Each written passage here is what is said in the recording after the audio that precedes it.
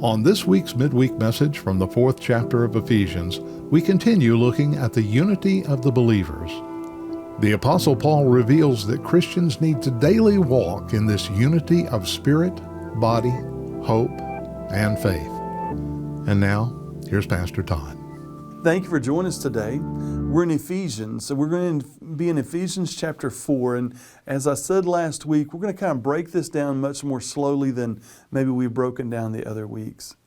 Last week we talked about this idea of walking with other Christians in this Christian walk, and this idea of walking with Christ.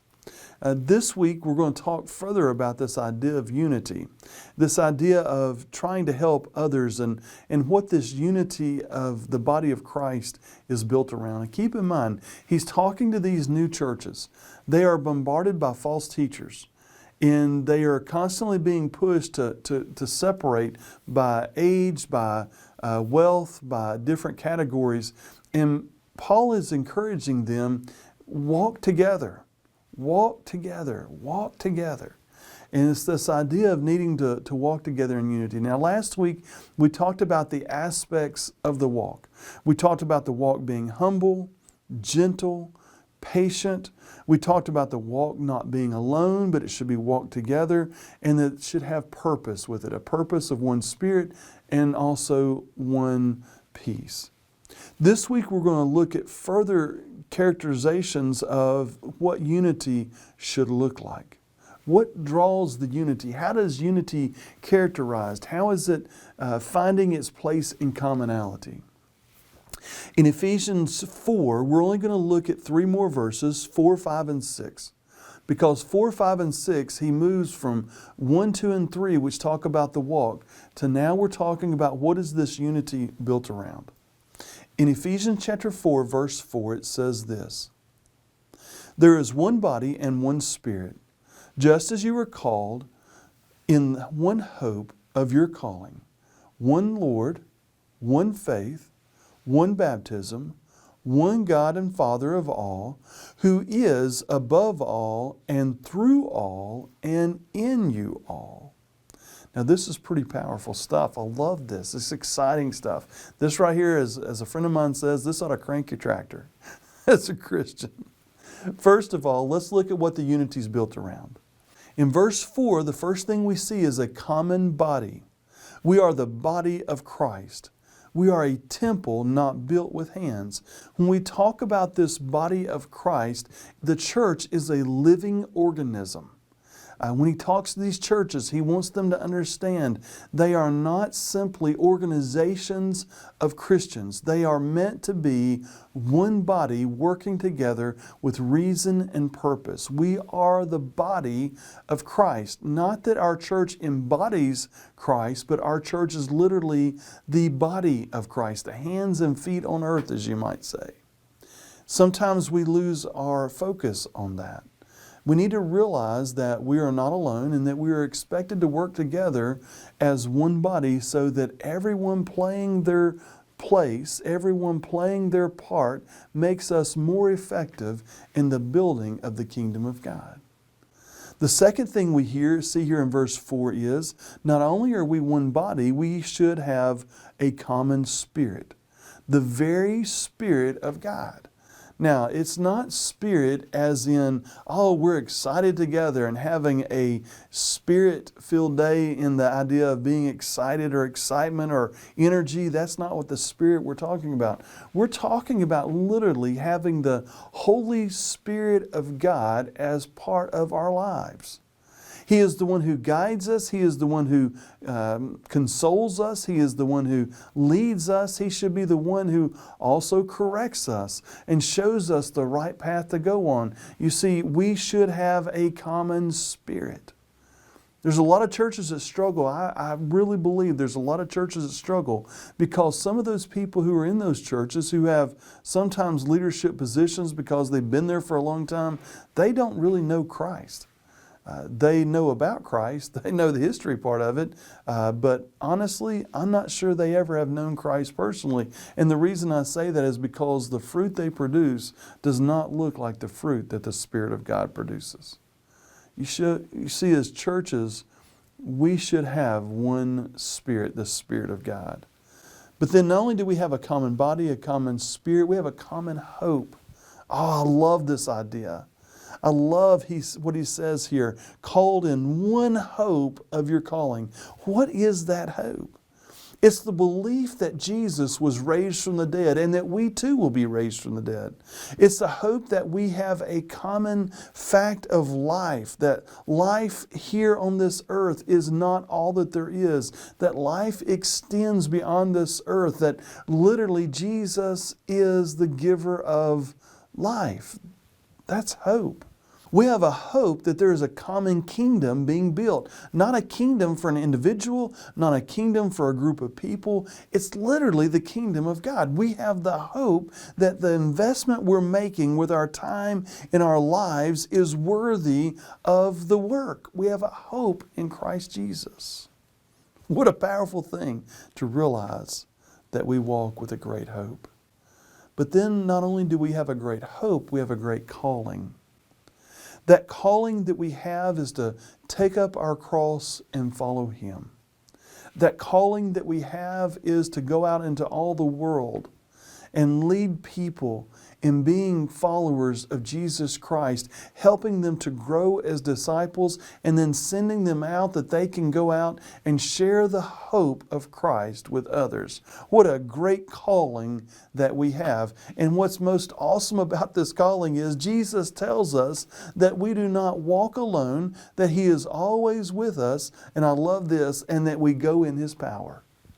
It's not our power, our abilities. When you say, oh, I could never do, you're right. You could never do, but Christ can. And if you would surrender to Him, it'd be amazing what He might be willing to do. Not only do we have a common hope and a common calling, I believe we have a common Lord. When we decide to become Christians, we are deciding that Jesus will now become Lord of our lives. Now, as Americans, we have a hard time, I think, focusing on that word Lord. What in the world does that mean? We tend to be very independent-minded. But the Lord is the one who is head of your lives. He should be in charge of all things in your life. That's what we're saying. We're committing our lives to Him. We're not just buying fire insurance so that the day we die, we go to heaven. That's great, but that's not all that there is. He says that He gives us life, but when He gives us this life, He, I believe, calls us to follow Him with that life. That idea of allowing Him to lead every area of our lives, that's making Him Lord. We have a common Lord in our lives. But then I want you to notice this. Not only do we have a common Lord in that He is Lord of Lords and King of Kings, we have a common faith because He is the Messiah. We believe, we have faith that He is the Messiah. He is the promised one. He is the one through which God has redeemed His creation. We believe with faith that Jesus Christ still lives, sits at the right hand of the Father, making intercession for you and I. Now, we may not see that in person on this earth, but I want to tell you something. We have faith that it is real. We have faith that it is true, that our sins are forgiven, that we've been washed white as snow. I want to tell you something. Our faith, there is not enough time to talk about all the aspects of our faith, but we have faith in the hope that Jesus Christ is God's Son. Then we have a common baptism. He died and was raised again. We are placed under the water, showing that we are following Him in death, and we believe that we will one day be resurrected again. We are following Him and being placed under the water, dying to self and being raised new, as the Bible says, new creatures in Christ. We have one baptism. That is the indicator of being a follower of Jesus Christ.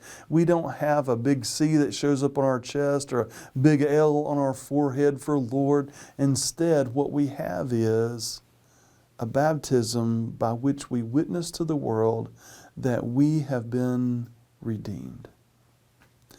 But then not only do we have a common body and a common spirit, a common hope and a common calling, That we have a common Lord, a common faith, a common baptism, and I love this, we have a common God. There is one God, the creator of all things, the creator of heaven and earth, the great I am. I love this about Him. He's not only creator, He's Father. This verse, notice what He says in verse 6, God and Father of all. Being Father, He's not just creator and set it in motion and then step back and watch it take place. No, a father is one who gets in the midst of the family, who wants to be there, who consoles, who lifts up, who encourages. God is Father. But then I also want you to notice this aspect about Him. Paul says, when he talks about God, He is the God who is above all. Understand that God is outside and yet in control of all things. He is not manipulated by time or people or money or anything else. God acts alone, and He acts in the best interest of His children. You see, God is above all. But then I want you to notice what else He says. He says that God is through all. He is inside and permeates all things. Everything is made through Him and by Him. And nothing that was created is created without Him. I want to tell you something. You can see God's fingerprints all over the place. Sometimes people get confused and they begin to worship the creation because they do not realize that the Creator has made a way to be worshiped properly. I love the earth and I love the beautiful things that are in it. And I happen to live in, I think, one of the most beautiful places on earth in East Tennessee.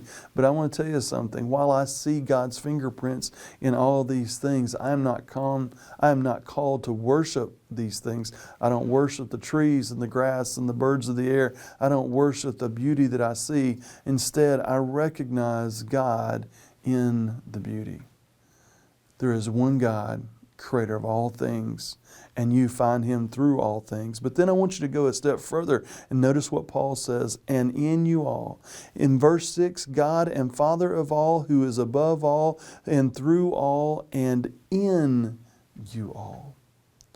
Do you realize that we are the temple of God?